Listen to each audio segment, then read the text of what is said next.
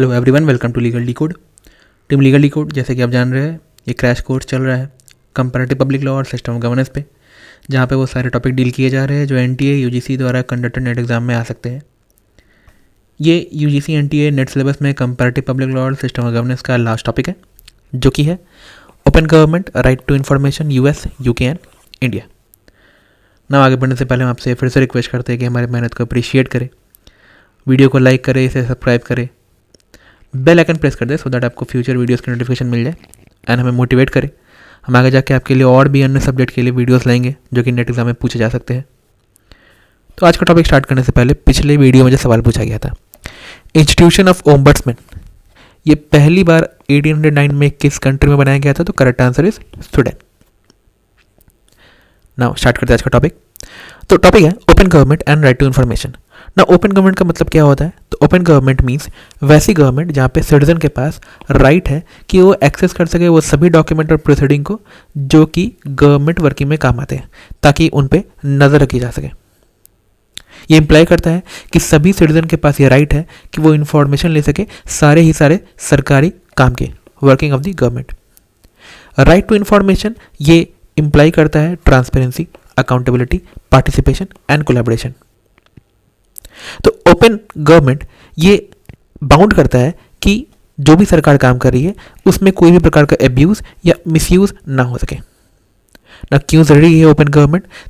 हर welfare state में, जो कि पुलिस स्टेट से वेलफेयर स्टेट की तरफ बढ़ा है, वहाँ पे ये रिस्पॉन्सिबिलिटी है स्टेट की कि वो ओपननेस या ट्रांसपेरेंसी रखे। ये ट्रांसपेरेंसी या फिर अकाउंटेबिलिटी भी लाती है और साथ ही साथ डेमोक्रेसी का एक बहुत इंपॉर्टेंट पिलर है। तो ओपननेस गवर्नमेंट में तभी आएगी जब वो सामने वाले सिटीजन को या पार्टी को इन्फॉर्मेशन देंगी। तो ओपननेस का एक बहुत बड़ा फैसेट है इन्फॉर्मेशन, इसलिए शायद टॉपिक का यह नाम है openness in government and right to information. Now ये चीज़ हमारे इंडियन कॉन्स्टिट्यूशन में, इंडियन बेयर एक्ट में एंड काफ़ी अदर कंट्रीज़ के भी एक्ट में है। वहाँ जाने से पहले हम ये देख लेंगे कि क्या किसी इंटरनेशनल कन्वेंशन का भी ये पार्ट है। तो है आर्टिकल 19 क्लॉज 2 यूडीएचआर में ये राइट टू इन्फॉर्मेशन को रिकॉग्नाइज किया गया है। तो आपको याद रखना है कि किस आर्टिकल में है, 19 क्लॉज 2, काफ़ी आसान याद रखना। इंडिया में ये 19(1)(a) में है और वहीं यूडीएचआर में ये 19 क्लॉज 2 में है। वहीं ICCPR, international covenant on civil and political right, इसमें भी आर्टिकल 19 में सभी के पास राइट टू फ्रीडम है एक्सप्रेस करने का और इन्फॉर्मेशन सीख करने का। सबसे पहली बार राइट टू इन्फॉर्मेशन ये ग्रांट किया गया था स्वीडन में इन द ईयर 1776। सब्सिक्वेंटली फिर बहुत से कंट्री में आई है एंड फाइनली यूएस में ये आया था in the year 1966 after the enactment of freedom of information act, जो 1966 में पास किया गया था। हम इसे और इलाबोरेट में देखेंगे, आगे चल के हम लोग देखेंगे कंट्रीज लाइक यूके, यूएस और इंडिया में किस प्रकार से इंफॉर्मेशन पास किया जाता है ताकि ओपननेस और ट्रांसपेरेंसी सरकार में बनी रहे। तो राइट टू इन्फॉर्मेशन यूएस में ये कब आया था? तो इन द ईयर 1966 जब प्रेसिडेंट थे लंडन जॉनसन, इन्होंने फ्रीडम ऑफ इंफॉर्मेशन एक्ट 1966 पास किया था, जो कि सब्सिक्वेंटली इन्फोर्स हुआ था 1967 में।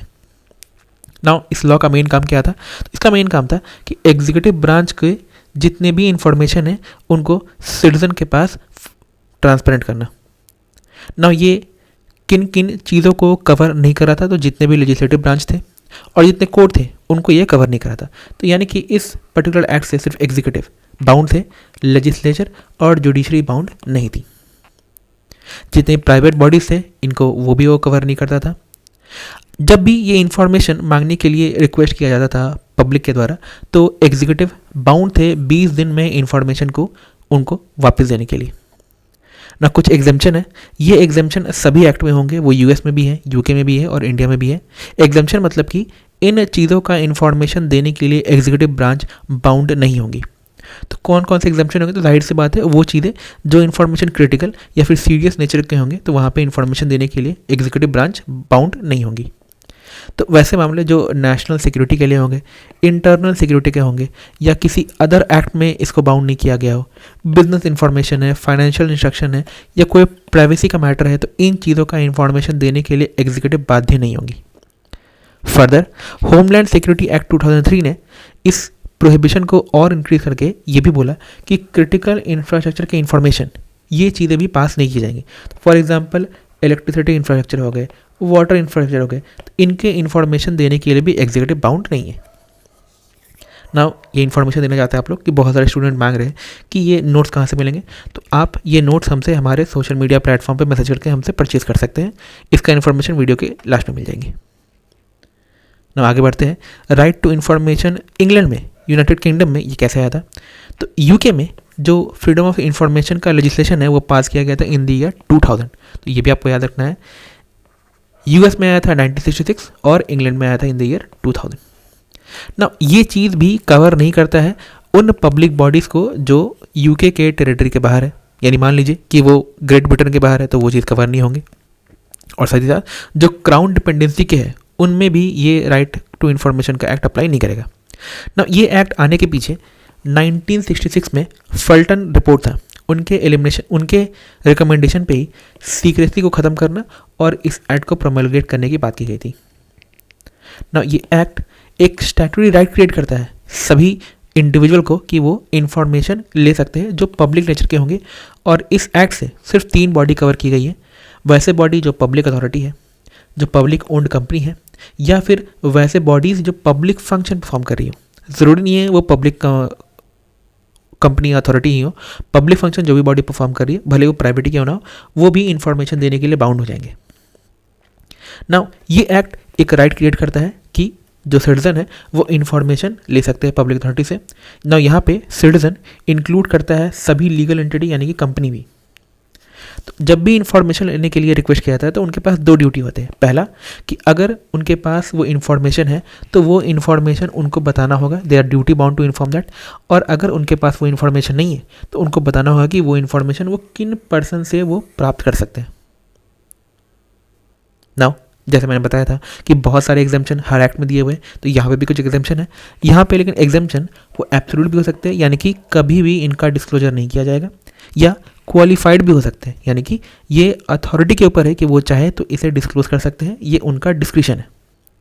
नाउ अगर पार्टी को लगता है कि वो इस पब्लिक अथॉरिटी से जो इन्फॉर्मेशन डिनाई किया गया था ये डिनायल करेक्ट नहीं है, तो इसका अपील वो कर सकते हैं इन्फॉर्मेशन कमिश्नर को, एंड सब्सिक्वेंटली इन्फॉर्मेशन कमिश्नर का भी अपील कर सकते हैं इन्फॉर्मेशन ट्रिब्यूनल को। ये बात भी यहाँ पे लिखी हुई है। नेक्स्ट अपील होगा इन्फॉर्मेशन कमिश्नर को एंड सब्सिक्वेंटली इन्फॉर्मेशन ट्रिब्यूनल को। नाउ हम बढ़ते हैं राइट टू इन्फॉर्मेशन इंडिया में। तो इंडिया में राइट टू इन्फॉर्मेशन जैसे कि हमने पहले ही देखा था 19(1)(a) of the Indian constitution में है, और यही चीज़ यूडीएचआर में 19 क्लॉज 2 में। तो 19(1)(a) कॉन्स्टिट्यूशन ये बात करता है right to freedom of speech and expression. Supreme court के वेरियस इंटरप्रिटेशन से ये बाध्य हुआ है कि राइट टू इन्फॉर्मेशन भी इसी 19(1)(a) का पार्ट है। तो Bennett Coleman and SP Gupta में सुप्रीम कोर्ट ने बोला था कि राइट टू इन्फॉर्मेशन ये इनएलिएनेबल पार्ट है आर्टिकल 19(1)(a) का। सब्सिक्वेंटली बेनेट कोलमैन में सुप्रीम कोर्ट ने रीडर के राइट को प्रोटेक्ट करते हुए ये बोला कि रीडर के पास भी राइट है कि वो इन्फॉर्मेशन कलेक्ट कर सके न्यूज़पेपर पढ़ के।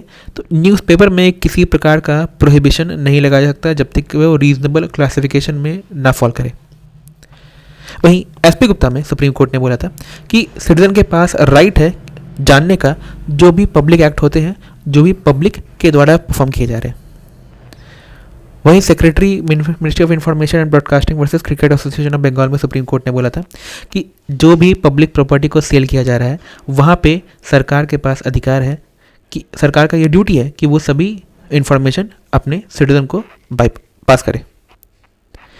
19(1)(a) के अलावा ये अधिकार और भी बहुत सारे आर्टिकल में है, जैसे आर्टिकल 311 क्लॉज 2, जहाँ पे गवर्नमेंट सर्वेंट को अगर रिमूव करना है, डिसमिस करना है, तो उनके पास अधिकार है कि वो अपने बारे में जो चार्ज लगे हुए हैं उनकी जानकारी ले सकते हैं।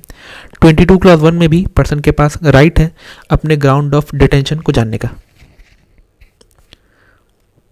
नाउ जो सबसे पहला केस था जिसमें राइट टू इन्फॉर्मेशन को फंडामेंटल राइट बोला गया था वो था state of UP versus Rajnarayan.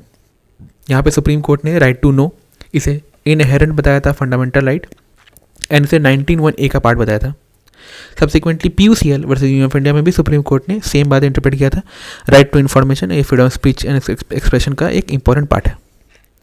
तो सब्सिक्वेंटली 2005 में हमारे पार्लियामेंट ने right to information act pass किया, जो कि यूके में पास हुआ था in the year 2000 and America में पास हुआ था इन द ईयर 1966। तो ये आपको याद रखना है। जब भी रिक्वेस्ट किया जाएगा तो पब्लिक अथॉरिटी बाउंड है 30 दिन में रिप्लाई करने के लिए। जाहिर सी बात है यहाँ पे भी कुछ एग्जाम्पशन है, वो एग्जाम्पशन सेक्शन नंबर 8 में दिए गए हैं।